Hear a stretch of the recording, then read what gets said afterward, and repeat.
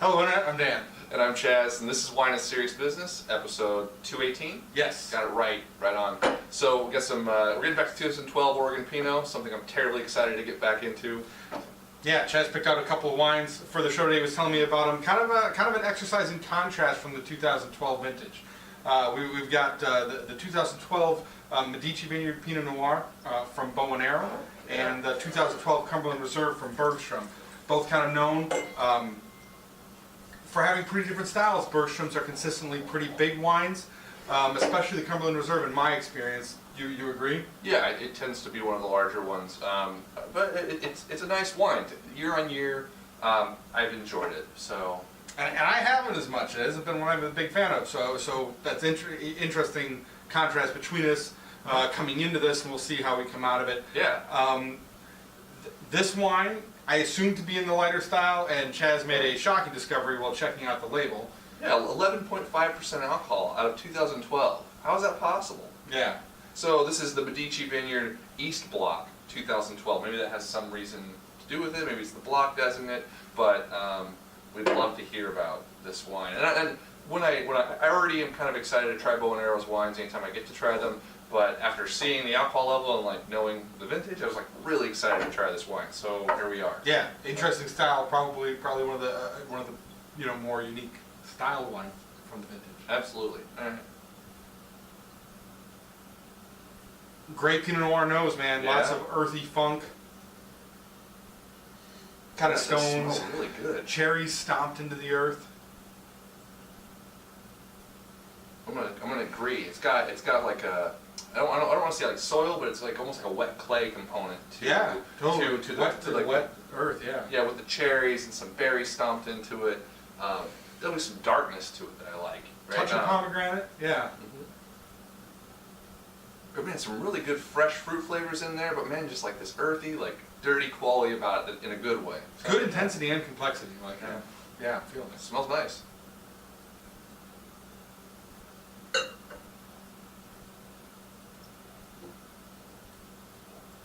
Wow.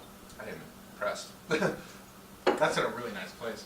Yeah, Man, that's drinking really nicely. you're looking for early drinking 2012s. This is a good place to start, I think.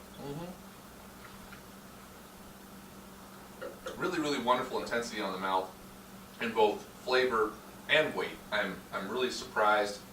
I was expecting something much more light in the mouth. Yep, me too.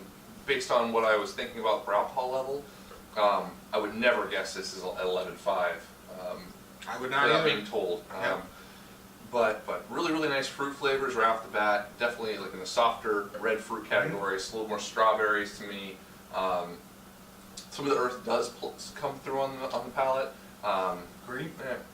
Getting a little bit of pomegranate. Maybe just a touch of bitterness coming in on the finish. I'd say there's not a lot of fruit that really runs out on the finish. Right. But it's really good in the mid palate. The texture's in a good place already. It's really soft on the front and the mid palate.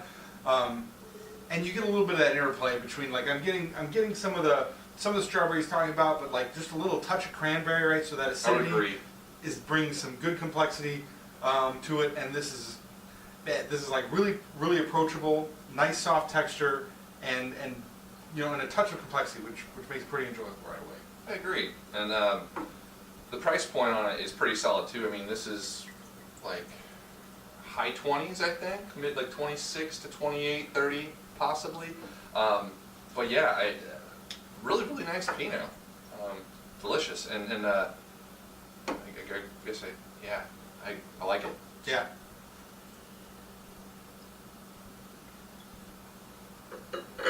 +89 for me. I know Scott doesn't like the scoring, so I feel a little bit guilty about going there, but that's what we do on the show. Yeah, we gotta score it. But yeah. The more I drink of it, the more I like it. Yeah, rock solid, easy drinking. Yeah, touch of complexity, friendly. I think there's an appeal to a good range of people too, because there's no like intense things going on that would have a tendency to turn people off, and the fruit's like really available as well. It's a really good point. Definitely an easier wine to transition into, like for people who don't like acidic, like overly acidic wines, Totally, overly yes. tannic wines. Yep. It's soft all around, but balanced in that. Like it's not jammy or or unbalanced. So really nice. Yeah, I'm gonna go 89 plus, probably 89 points as well. Right on the edge of being a 90-point wine. And I've been struggling with scoring lately too. I mean, all my cellar tracker notes have been scoreless lately. Oh, really? Yeah, just writing like off like this is what I think about it, and I don't know. It's good. I think it yeah.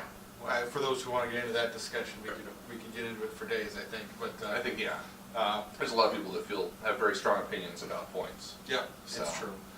We still decided we're going to do it for the show for a while, but the point is, solid wine, good price, drinking well now. Definitely check it out. If you Yeah, get a really chance. delicious. All right, so next one is the 2012 Bergstrom Cumberland Reserve. Picked this up because it was a split. I wanted to check it out for the show. Convenient. I do pick up a few bottles of this in vintages I like. Bought some in 8, bought a couple in 10. Yeah. You still have them all? I didn't even know this, like, because I don't think you pulled them out for. I have my 8. Okay. Yeah, I have them all. Okay. Yeah. Yeah. So it's not something we've been drinking. You've been drinking. Yeah. No, it's tucked in the Holding back. on to it for a while. Yeah, just hoping that they turn into something someday. Okay, You so know, it's with the intent of aging. yeah, Cool. absolutely.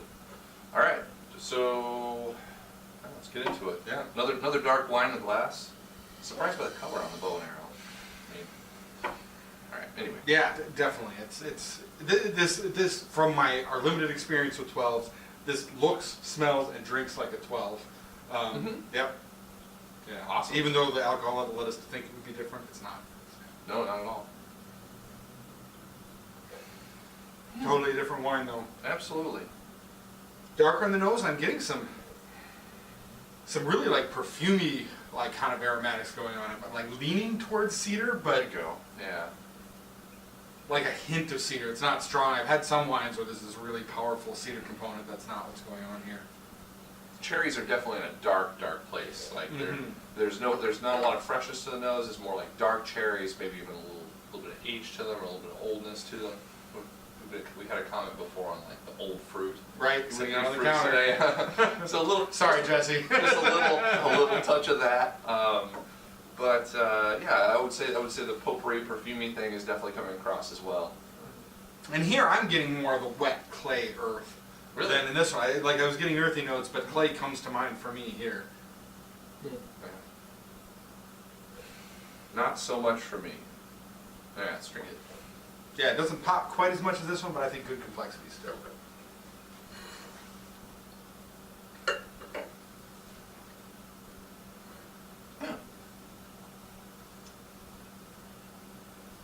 You know, I'm surprised. Like, I would have thought to put the bow and arrow in front of this because of the alcohol levels, right? Yep. I was assuming that this was going to be like the bow and arrow is going to be a lighter wine in both texture and whatever, and I'm getting that out of the Bergstrom. Like the Bergstrom definitely doesn't have the weight on the palate. It's just I don't know. Are you getting that at all? Like the Bergstrom doesn't seem. I wouldn't say that. Okay. To me, I Yeah. don't know. Yeah, It's definitely Less lighter intense. than I expected lighter to be, intake, okay.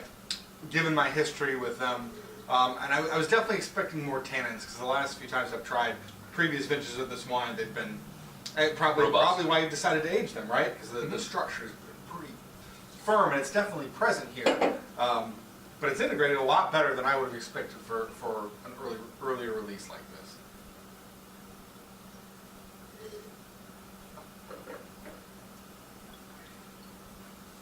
I mean, the fruit is in a really nice place. It's got. When Dan came here today, I was asleep on the couch. I'm sorry, I just woke up and filmed a show, so Which, I can't even talk tonight. cheers to him for making it happen. Wake up, drink some wine. Yeah, go back to sleep. But we got to make the content, right? This is how it comes together. We do. No, the fruit's in a nice place here. I mean, the cherries have more freshness than I got on the nose. I think the reason I said that I was asleep beforehand was because I think honestly my nose and my palate are skewed a little bit right now. Because of that. Like I'm a mouth breather, right? You sleep in, you Sure, snore in a yeah. little bit, and my tongue is definitely affected. I think right now. The fruit flavors that are coming to me are more fresh. I mean, less of the darkness that I got on the nose. more of the acidity, like it's a little more acidic to me than the bow and arrow. But like Dan said, the tannins are definitely in a more balanced place, or in a balanced place, but with good run out and good flavors. So. And this is interesting to me because it's different from my experience with the Cumberland Reserve in the past. Like I said, I've experienced more tannins. The structure is still there, but I wouldn't characterize it as strong at all. Yeah. It's pretty balanced. I'm getting a lot more like earthy mineral flavors on the palate that make me think about it a little bit, and that's pretty cool. I'd actually say the fruit pops a little more on this one. Yeah. And this one is a little more of an intellectual wine. Like you're thinking it, tasting the earth a little more. Maybe that's why I'm missing so much of it. Like the flavors are, there's a little bit of the lighter perfumey flavors going on the palate, but it stays clean across the finish. I'm going to sip this again to really get on the mouthfeel, but I feel like the mouth feels pretty solid. Yeah, Dan's nailing it. Definitely to me, like I would say my palate's a little blunted right now. The bow and arrow comes across much easier to understand. This one, like even the nose seemed a little muted to me, and I really just sort of searched for the aromas. Sure. Same thing's going on with me on the palate. There are some initial, like, easily to understand flavors, but man, I'm not getting any of the complexity. Just, yeah. Bum. It happens sometimes, and I think this is a good illustration of like what you come into it from. So I had a couple glasses earlier tonight. I got my hair cut. Shout out Joseph Reed for hair. Love the guy. He does great work. Also pours me wine when I show up to get my hair cut. That's awesome. Yeah, so it's pretty cool. Where's this guy at? Just the other side of Burnside. Yeah, just like Burnside and 20 something, like right I'll next have to to get his card. Casa del Matador there. Yeah. All right. So, yeah. So right, my palate's a little more warmed up. Maybe I'm a little more tuned in to, I don't know, think about it a little more. Absolutely, absolutely. My mind is definitely not. So, I'll let you score this. Sure, that's at Yeah. 88 points for me. And I'm a little even hesitant on it. But I guess. Do you feel better? Do you feel better about the Cumberland Reserve than you did before? Definitely. Okay. This is this made me excited to try more of them and to try this wine as it ages a little bit too. Like there's a level of integration and kind of like interesting complexity going on here that I haven't experienced in previous vintages. So yeah, 88 and excited about things in the future.